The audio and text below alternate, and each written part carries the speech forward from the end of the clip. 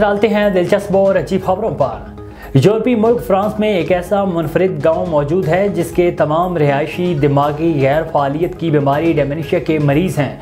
Dementia का मर्ज दिमाग पर असरअंदाज होता है, यादाश्त खत्म हो जाती है और एक ख़ास किस्म का प्रोटीन इसे मुतहर्रिक करने का बायस बनता है।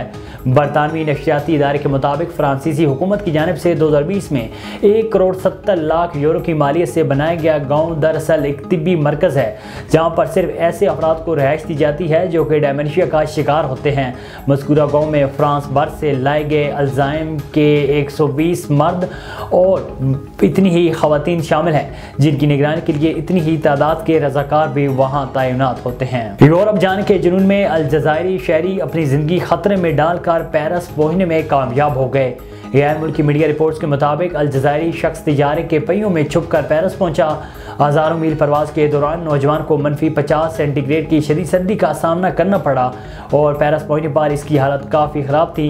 नौजवान को फौरी अस्पताल मुंतकिल कर दिया गया। जापान में एक ऐसा कैफ़े है जिसे सिर्फ मनफी सोच रखने वाले अफराद के लिए मखसूस किया गया है। जापानी दारुल हुकूमत टोक्यो के ज़िला शेमो कैताजावा में मौजूद मोरिओची कैफ़े सिर्फ मायूस और मनफी रुझानात रखने वाले लोगों को सर्विस फ्राहम करने के लिए भी मशहूर है। कैफ़े को इस नोयत के बनाने के ज़िम्मेदार खुद कैफ़े के बानी हैं जो खुद भी मनफी रुझानात के हामिल हैं, जिन्हें एक दहाई कबल हम ख्याल लोगों के लिए ऐसा कैफ़े बनाने का आइडिया आया।